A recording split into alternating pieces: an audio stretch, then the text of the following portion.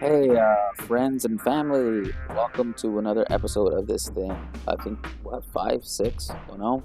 But we are now on episode whatever. So you're probably wondering, hey, this is going to be a booktube. So when are we going to talk about the art and craft of writing books and book reviews and what have you? And sorry for the shakiness because, as you might have guessed it, I got a cat's testicles and anus in my face. I'm gonna start off with the craft of writing. And the most important part about the craft, regarding the craft, is a thing called depth.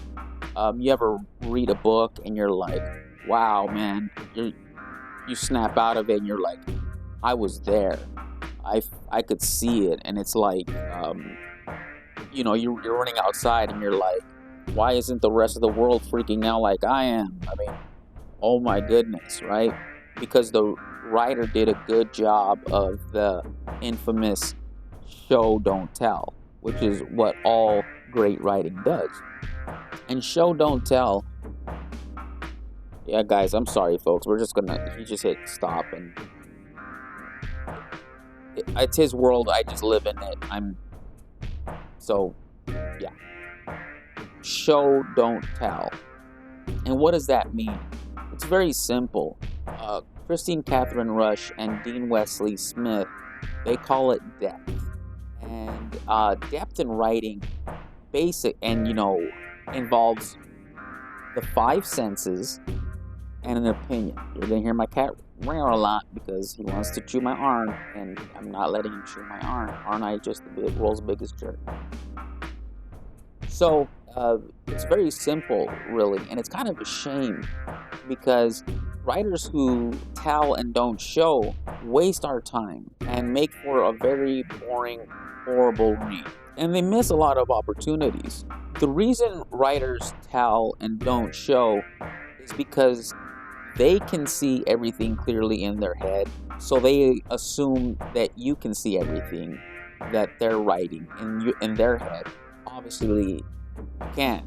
So with showing, again, five senses, you do it through someone's opinion, is what, oh, look at that little thumb thing.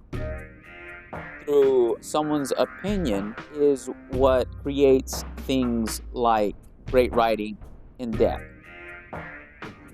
Again, I said like a missed opportunity. I once read this writer who talked about a helicopter lands on top of a building.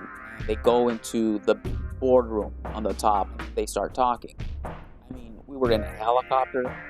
I don't know what this boardroom looks like. Is it, one big glass wall? Does it have those, big leather chairs? Is it closed off? Does it feel like a little interrogation room? I don't know. How many times have you read a book and you're reading along and you're like, and then the rain started falling and you're like, wait, I thought we were inside the kitchen, right? Or you think you're outside and then he's like, then the TV turns on and you're like, wait a minute, you're confusing me. I thought we were outside in the rain, but now we're watching TV inside. So telling through the five senses, instead of saying, hey, a helicopter landed on a building and Joe went into the boardroom, you can say Joe, his arms, his hands were sweating because he was kind of scared of heights. And even though he didn't like to think about it, being up in the air always reminded him of September 11th. He wasn't sure why, and he felt weird that things like that came up in his mind while he was in the air. When he landed on the rooftop, he felt both relief and a little bit of terror as the helicopter kind of bounced for a second. As he walked out, he smelled the fresh air, but was quickly hit with the staleness of the corridor as he walked into the boardroom. Inside the boardroom was a big, it was a corner office. It still still coming from outside, he still kind of had that little bit of fear of heights, but was feeling a little better. It felt like, his mom was there holding his hand.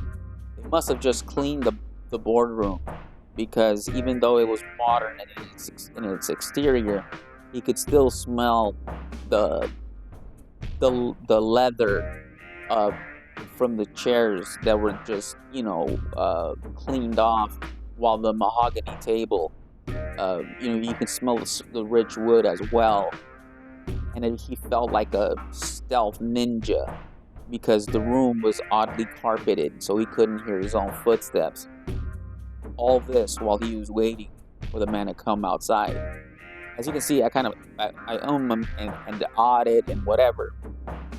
It wasn't really written. I wouldn't have written it, but I used some senses, and you're like, what was the opinion at? The opinion is like, he was scared of this. It reminded him of this. It made him ashamed of that.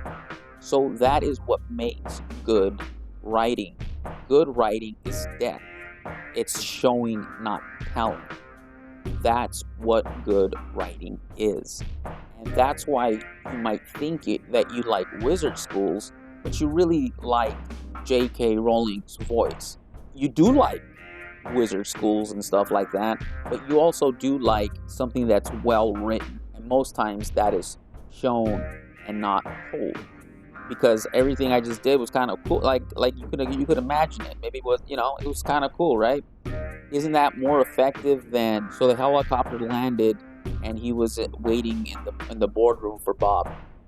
I think the other example is better, and that's why people enjoy it. That's why one of the kings of show don't tell, one of the kings of depth in writing is George R.R. Martin. People get mad that he talks about the food and the house signals, whatever, I don't know how you say it, the banners and stuff like that. But it gets you into the actual world, like warm wine with berries in it. Everything that, like, the food and everything that they eat and they drink is so strange.